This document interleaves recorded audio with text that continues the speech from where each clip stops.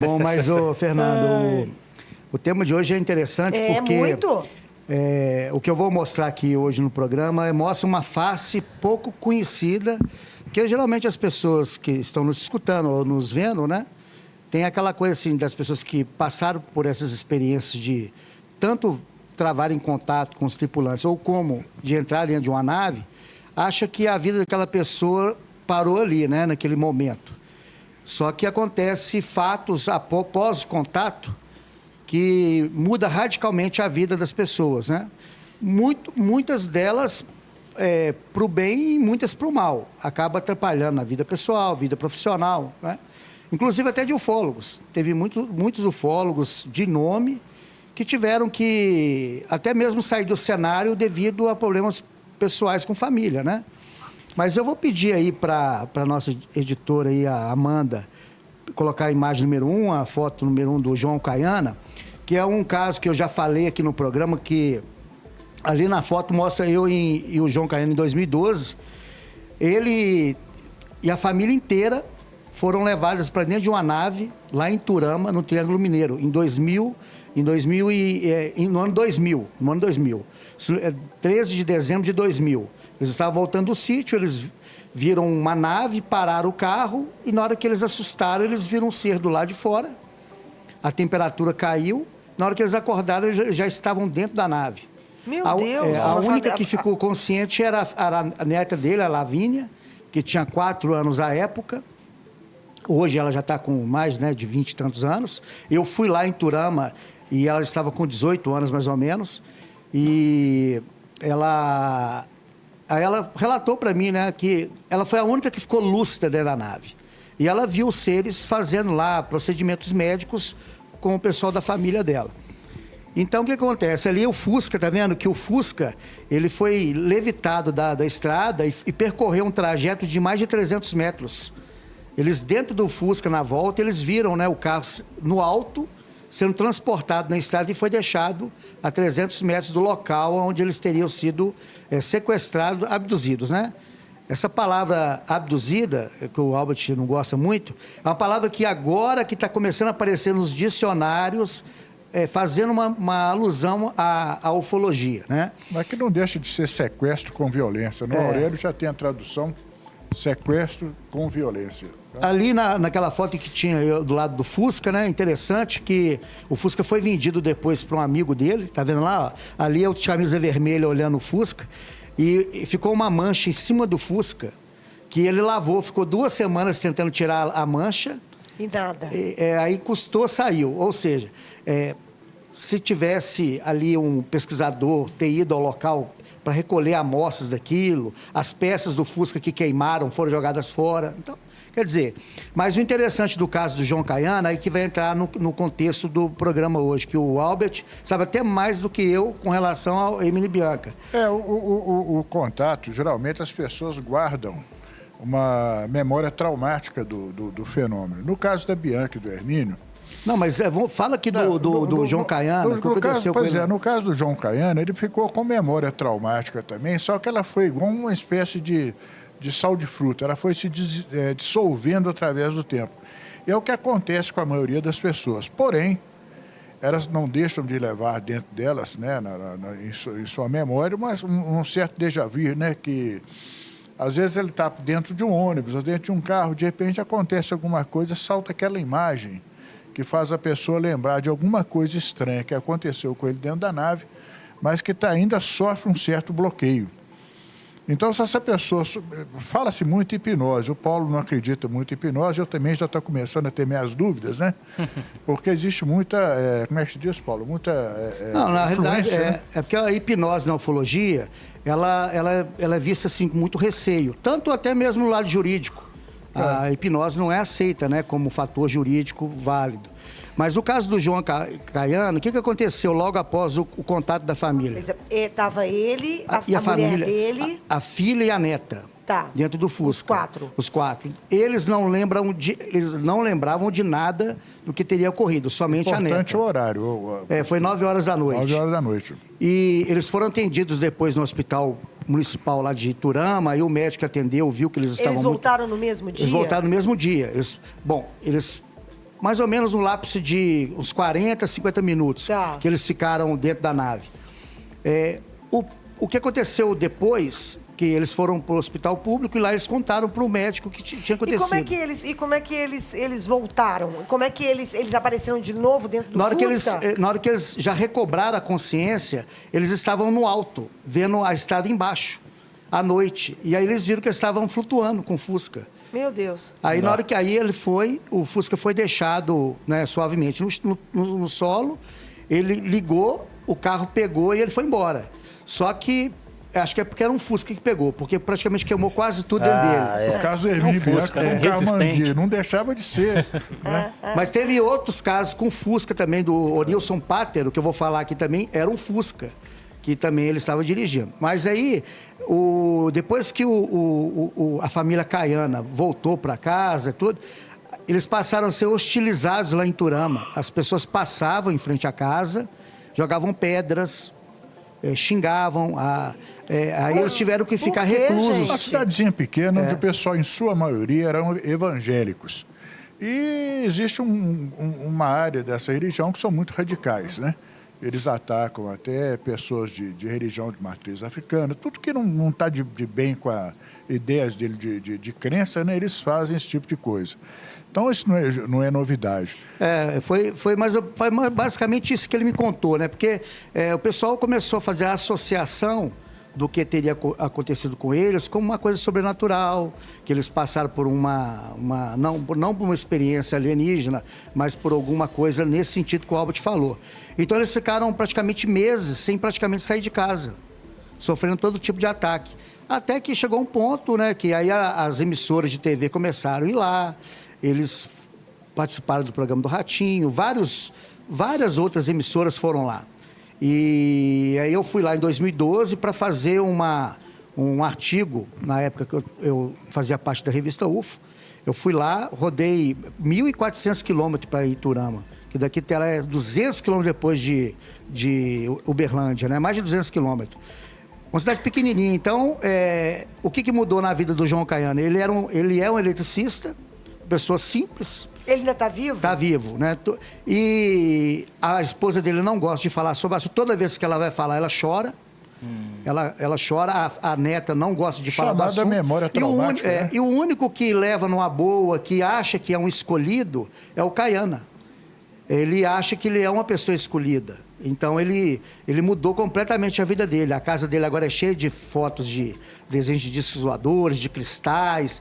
Aí ele falou comigo que ele recebe lá direto místicos, né? Não ufólogos, místicos, que vão lá fazer rituais na casa dele, com ele, porque acha que ele é uma pessoa escolhida pelos alienígenas. Entendi. Então virou como se fosse uma meca a casa dele ali. Essa parte é a parte curiosa, porque existem outros casos em outras partes do Brasil que trazem a mesma coisa. O caso do Hermínio Bianca foi a mesma coisa, porque o Hermínio era um testemunho de Jeová, se não me engano, um pastor, e a Bianca seguia a religião, né? Mas ela bebia, fumava, era uma pessoa assim que não tinha muito aqueles vínculos da religião, né?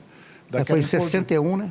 Daquela imposição. O do Hermínio Bianca foi em 76. É 76, isso, justo. E o caso deles também, o carro foi levado para dentro da nave, né? Era um carro manguia, e que estava num estado assim deplorável, né? Tanto que ele parou na estrada de noite porque o assoalho do carro estava praticamente todo furado e o ar estava entrando, né, do motor, aquele gás, né, estava entrando no motor. E ele me falou: eu estou com sono, preciso dormir um pouco, eu vou parar aqui, no asfalto ali perto de Matias Barbosa, né? E uma estradazinha vicinal, ele parou ali, né? E era uma época de verão, né, que caía aquelas tempestades, limpava o tempo, ficava bonito.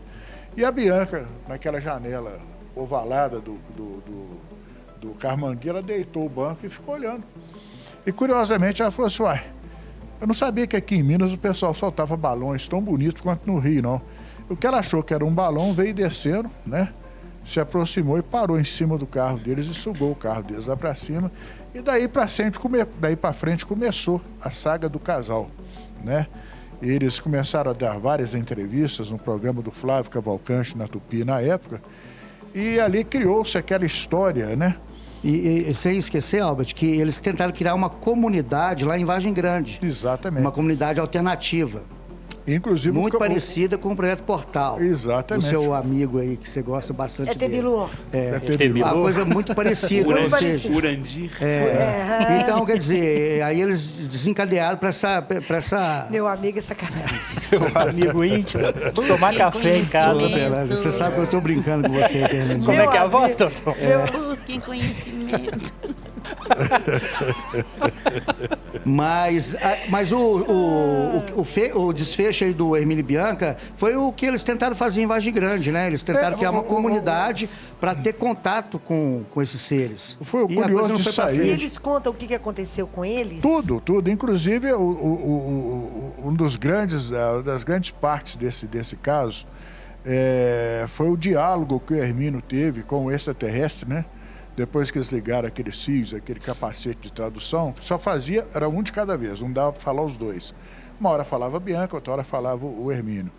Então o Hermínio ainda estava muito assustado com a coisa, vendo aqueles seres muito parecidos com a gente, mas de uma aparência assim meio amedrontadora, né? Ele perguntou, mas e Jesus lá no seu planeta? E Satanás, como é que é? Aquelas coisas que, né? Entra em confronto, e o Hermínio, o extraterrestre, falou assim, quem é esse Satanás, né? Então começou aquele debate entre eles lá, e é curioso, tem até eu vou sugerir a vocês, inclusive, né? Isso saiu no Estado de Minas, a saga do Hermínio e Bianca foi publicada no Estado de Minas, foram quantas reportagens? Foram 14 páginas. Foram 14 inteiras. páginas inteiras, feito pelo Irã Firmino, que ainda é vivo, o jornalista. E ele teve lá no sítio também, sabe? Nós tivemos Contando lá. toda a saga do casal Hermínio e Bianca. Eu tenho tudo lá em casa. Inclusive, isso está disponível lá no site da OVNI Pesquisa. Uma das coisas que só para não esquecer, curiosa que aconteceu, foi numa noite que nós estávamos lá no sítio, um frio danado, mês de julho, e lá não tinha lugar para ficar. Ou era barraca, sabe? Ou então era uma casinha lá que eles chamavam de, né? Ela tinha, eu acho que 5x5, né? Onde tinha um fogão ali, alguma coisa, e jogava-se uns colchonetes no chão e dormia ali dentro. Mas nós mesmos dormíamos lá de fora, nas barracas. Eu me lembro que a fogueira estava acesa, a Bianca andando nervosa de um lado para o outro e tudo, até que o Alberto gritou, falou, Bianca, afinal de contas, o que está acontecendo que você está aí totalmente... Ela falou, Alberto, tem umas coisas aqui que eu não sei se eu falo, não sei se eu não falo, porque já tem muita gente duvidando, sabe? O pessoal está vindo aqui para ver disco voador, isso não é garantia. O Carrano nunca falou que ia fazer aparição pública, né? Ele falou, mas do que se trata, então? Ele falou, só se trata porque, olha para você ver agora, o Carrano falou que está chegando um povo novo aqui na Terra, vindo de um lugar, assim, não igual ao deles, mas paralelo ao deles, né? E esse povo está muito interessado nas aeronaves que o povo aqui da Terra fabrica. Eles não conseguem entender como que nós conseguimos tirar um Boeing do chão, né? Com aquele peso todo, cheio de mala, cheio de gente dentro, com um número mínimo de acidentes. Então eles vão pegar 3 aeronaves em 3 lugares diferentes. Olha para você ver, ela falando isso aí, adiantou isso aí meses, né? E vão levar para análise. E muito provavelmente as pessoas que estiverem lá não vão votar. E aconteceu na Argentina, um avião sumiu na Argentina, depois o Pedro Valentriste na Austrália, né? E aí depois aquele avião com 5 geógrafas do voo da Votec, que tinha até uma moça aqui se não me engano, de Itaúna. Até hoje ninguém sabe onde foi parar aquele avião. Agora, o diálogo que teve entre eles, né, da torre de controle com o avião, foi uma coisa curiosíssima. Mas até hoje estão aí os 3 aviões, isso aí 3 meses antes que aconteceu da Bianca. E qual foi o diálogo? O diálogo foi o seguinte, inclusive uma das pessoas, eu não sei se você se lembra, no Fantástico, todo final de ano, tinha um quadro que aparecia uma vidente que falava que ia descobrir recursos minerais e tudo e tal. E a repórter estava gravando com ela, Neila Alckmin, o nome da vidente, lá do sul de Minas. Ela falou assim, olha, eu estava gravando com ela e de repente a Neila ficava passando a mão assim no mapa e tudo. E de repente falou, opa, tem uma coisa estranha. Eu estou vendo mulheres gritando dentro de um aviãozinho amarelo, que era um avião da Votec, era um Islander, né? Avião inglês. E ela falou, eles estão se aproximando da gente, que diabo de coisa é aquela, né? Isso de dia, sabe? Devia ser umas 3 horas da tarde, mais ou menos. E a torre comunicando sai daí, que esse negócio eu não estou vendo, aqui nós só vemos um eco. O que vocês estão vendo aí em cima? E o piloto apavorado e tal, de repente houve uma estática, sabe, nunca mais se viu falar daquele avião. Ô, Albert Paulo, uma dúvida. Por falar em avião, aquele avião da Malaysia Airlines, né, que sumiu, ninguém sabe registro, ninguém nunca mais viu. A ufologia, ela trata esse sumiço de alguma forma? Chegou a estudar? Chegou a levantar alguma possibilidade, alguma O que hipótese? você acha, Paulo? Bom, quando o avião desapareceu, aí é lógico que começou ali a pipocar algumas coisas. Sempre tem aquelas pessoas que tentam ligar qualquer coisa à ufologia, sempre tem, né? Mas, pelo que eu acompanhei na mídia especializada mesmo da ufologia, não teve nenhuma associação direta ao caso.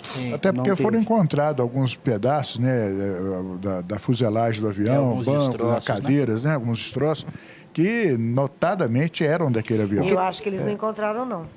Não? Não encontraram, não. Eu não sei porque eu não acompanhei bem esse caso, mas na área Eles militar... fizeram agora, há pouco tempo, um documentário. E eu não até foi... assisti. Até agora eles não descobriram nada, não. Eu tenho umas fotos lá de uma reportagem que saiu, foi publicada até no jornal Le Monde. Olha aí, doutor. Oi. Dá uma confirmada aí. porque quando ele Se desapareceu... eles acharam mais alguma coisa do Malaysia. Porque Agora quando ele surgiu essa desapareceu, dúvida aqui. sempre pipocava assim. Quando eles descobriam qualquer coisa, eles tentavam ligar ao avião. Porque é um sumiço inexplicável mesmo. Então, achavam um pedaço de fuselagem, aí tentavam ver. Às mas vezes aí um sinal, né? faziam, né? O que eu vi foi que eles Eu acho que a encontraram. fuselagem não era do avião, Não era do encontrou, não. Malaysia, Então, não. se não é desse avião, então... Mas aí na área militar fica tem aberto. vários casos em que aviões tentaram perseguir. Né? Inclusive, a gente está fazendo um especial que vai sair daqui uns 4, 5 meses sobre a noite oficial. Que nós vamos detalhar alguns casos desses de perseguições de aviões militares. Curioso o caso, só uma palhinha para o próximo bloco, o Triângulo das Bermudas, por exemplo, sumia muito avião, muito navio, muita coisa. E hoje não soma mais nada. Será por quê? Acho que sobre o Triângulo das Bermudas. Eu quero saber qual que é a sua teoria, Paulo Werner. Não, na realidade é o seguinte,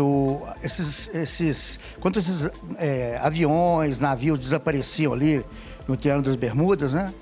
Foi no período de guerra, né? Que a gente estava atravessando, na década de... Ali foi o quê? 60, 50, 50, né? 60 e 70. Então, assim, era toda semana um avião desaparecia, um navio desaparecia. É uma região do mar muito agitado e condições climáticas severas. Na época, os aviões e os navios não tinham, né, um sistema de sonar muito bom.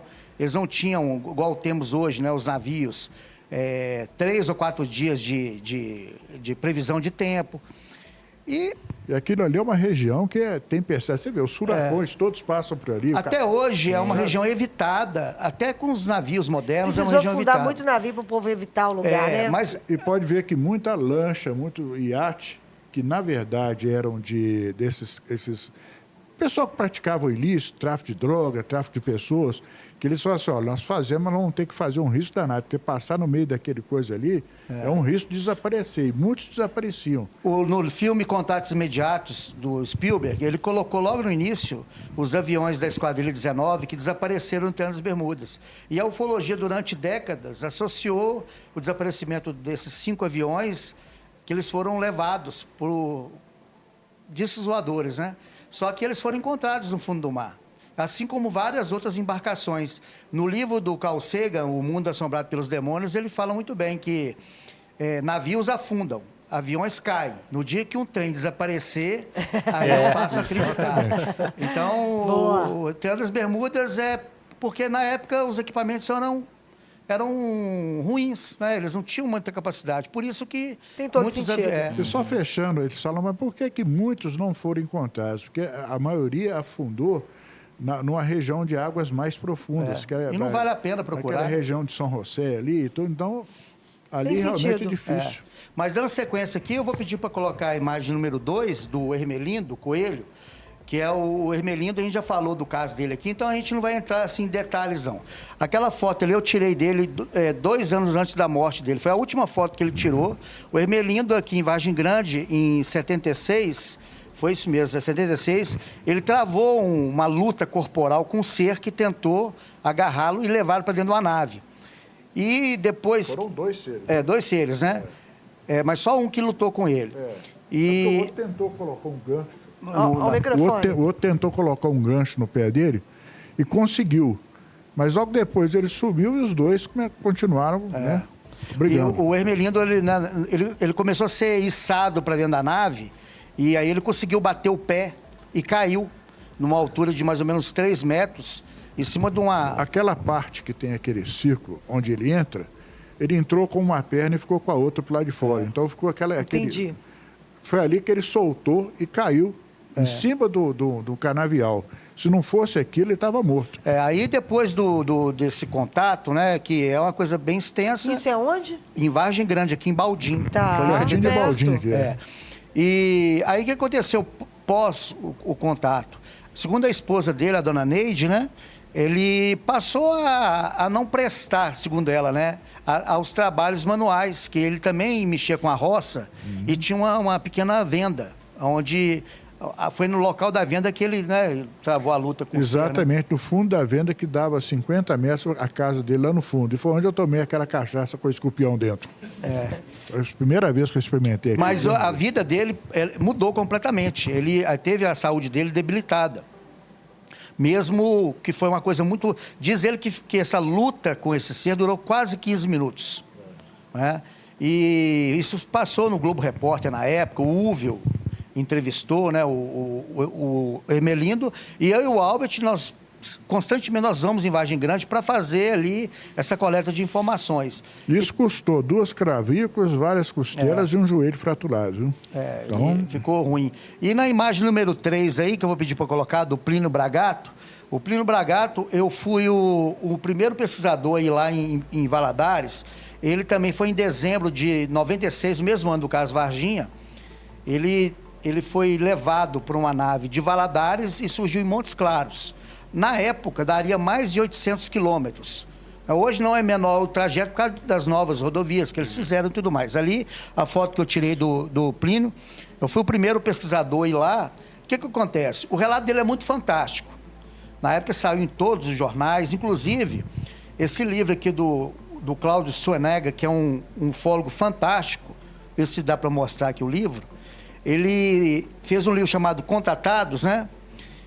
Que o Cláudio Suenega, ele é formado em História, hoje ele está no Japão, e ele é consultor da revista Álvaro em Pesquisa. Ele cita esse caso do Plínio Bragato aqui no livro, né? O interessante do caso do Plínio Bragato é que ele é um senhor muito simples, ele não conseguiu ler a credencial que eu mostrei para ele na época. E a história dele é muito, assim, tem um enredo muito fantástico. E depois disso ele começou a virar alvo ali, né, de jornalistas, de imprensa, de curiosos, porque foi numa época que ainda a internet estava ainda engatinhando, né? É aquela do telefone.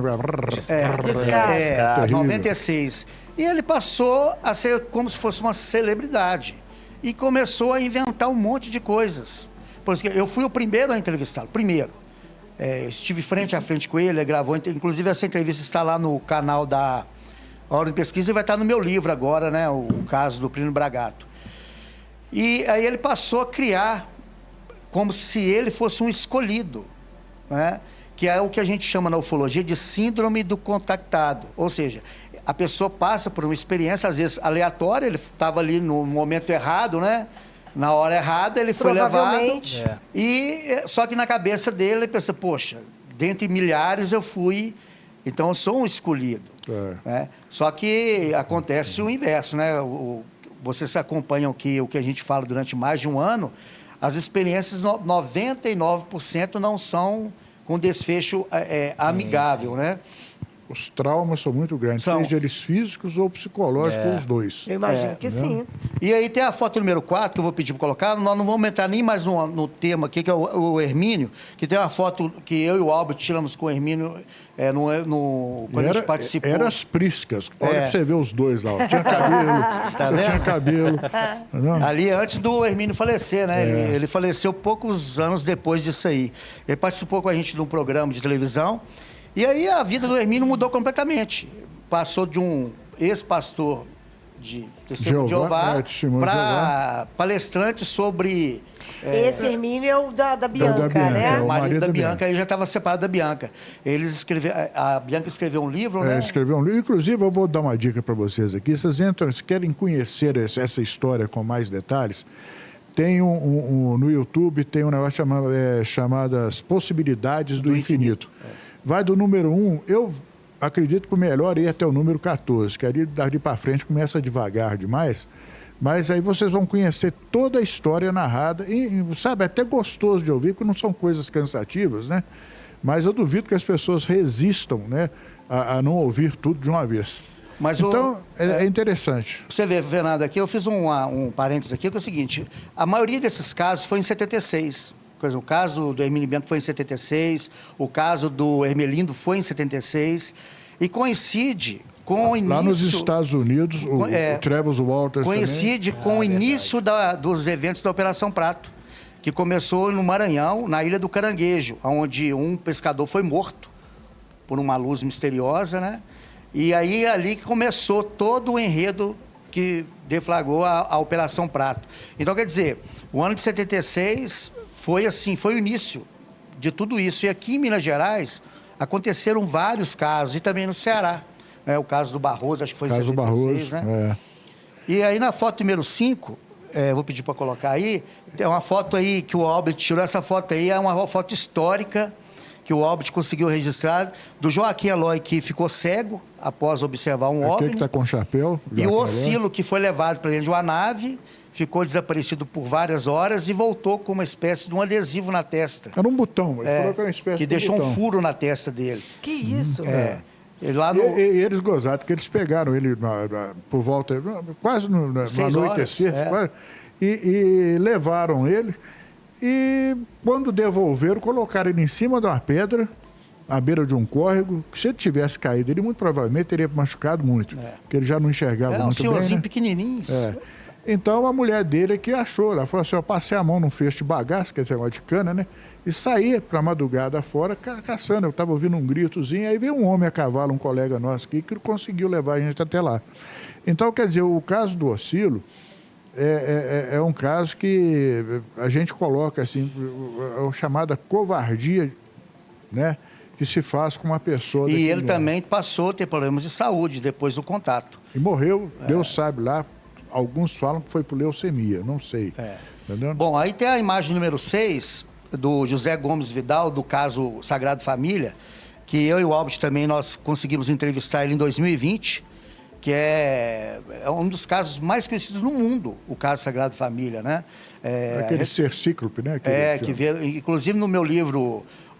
Qual que foi esse caso aí? É o caso Sagrado Família, acontecido na rua Conselheiro Lafayette, em 63. Três amigos, né? 2 irmãos e o José Marcos Vidal. Os outros eram o Fernando e o Ronaldo. O José tinha 7 anos, o outro tinha 12 e o outro 7. Eles estavam no terreiro à noite para limpar um coador de café e viram uma nave redonda com 4 seres dentro, né, Albert? 4, né? Foram 4 seres, eram 2 mexendo em controles e 2 mais nisso, atrás. Um raio de luz desceu um ser cíclope, de quase 2 metros de altura, e travou contato com essas crianças, né? Aí tentou pôr a mão no José Marcos, igual aquele que a gente tirou a foto. Aí um amigo dele empurrou ele, né, com medo do ser. Aí eles tentaram jogar um tijolo no ser, aí um raio saiu do peito dele, de uma caixa, e como se o tijolo parasse no ar. Quer dizer, o caso dele é um pouco detalhado, não vou entrar em detalhes aqui, adicionais, mas o que aconteceu? Aí é o pós-contato. A vida deles mudaram completamente, né? O José Marcos, ele é o mais expansivo. Ele lida mais com a situação de uma forma mais tranquila. Já os outros 2 não, né, Albert? Os outros 2 parece que eles eles não gostam muito de falar. Aquela coisa da memória traumática. Sim. É aquele caso que a pessoa... por exemplo, comigo, eu tive o meu contato, os 2 contatos, eu levei a vida normalmente. Só que em mim veio o efeito contrário. Porque eu vi aquela coisa durante a década de 70, onde não tinha praticamente tecnologia nenhuma, foi isso não. Eu não vi coisa além mar, fabricada além mar. Eu vi uma coisa que foi fabricada por tecnologia de um outro mundo ou uma outra dimensão. Eu quero saber mais sobre isso.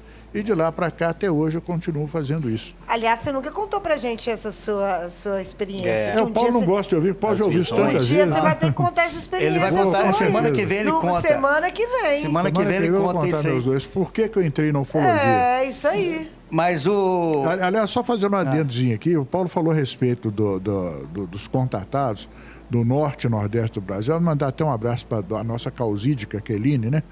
Eu pedi para ela averiguar alguns dados que chegaram para mim na noite, onde está acontecendo coisa demais naquela região. E, infelizmente, se nós não estamos conseguindo ir para Montes Claros, você imagina para aquela região lá. É muito longe.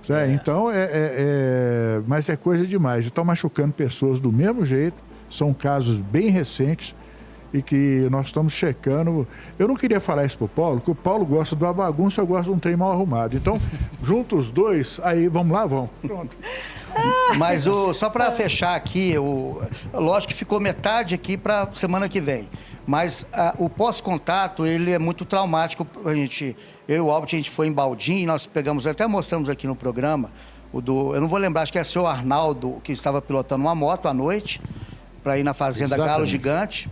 E ele foi perseguido por um OVNI gigante, né? E aí ele bateu a moto da esposa dele, danificou a moto e tal. E aí ele ficou praticamente 5 meses sem sair à noite. E o trabalho dele exigia isso. Ele tinha que ir à noite lá na fazenda verificar como é que estavam as aves, né? E ele ficou 5 meses, ele deu tipo um trauma nele de sair à noite. E esse trauma, ele foi também notado pelo Uwe Brant Aleixo, né, o falecido, que é uma coisa muito comum na área rural, das pessoas que passaram por essas aproximações, de estar ali à noite, serem perseguidos, né? A Violeta, lá em Tabuleiro, que nós entrevistamos, uma senhora simples, uma casinha pequenininha, ela falou assim, olha, depois que eu fui perseguida, ela foi pegar ela foi num lugar para tirar mel, ela e o filho dela.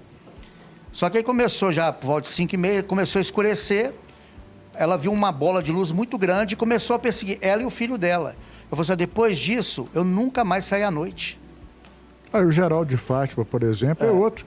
Lá no canal, eu tenho uma entrevista completa com ele, lá no canal da ONG Pesquisa também. Sim. Nós vamos ver a entrevista que, quando ele estava sendo sugado pelo aparelho, a mulher dele pegou ele pelas pernas, e eles foram levados, mais ou menos assim, uns 50, 100 metros, né? Atravessando o córrego. E Esse depois caso também está no livro também dos invasores. Ele falava assim, eu não conseguia sair à noite. Era eu botar o pé para fora, lá vinha o troço lá. Ele falava, lá vem aquela coisa lá. Ele falou, eu não podia nos cruzeiros rezar com as pessoas, porque a luz vinha me seguindo. Entendendo? Então é curioso, vocês dão uma chegadinha lá na Obra Pesquisa, ou então lá no canal ufológico, vocês vão ver que a história está ali e não é de brincadeira. Esse povo realmente passou por maus bocados, sabe, maus momentos. E esses seres, igual eu estou te falando, se vocês estão pensando em fazer vigílias noturnas em lugares de alta incidência, cuidado. Acampe, mas procure um lugar de fuga, porque não é brincadeira, viu?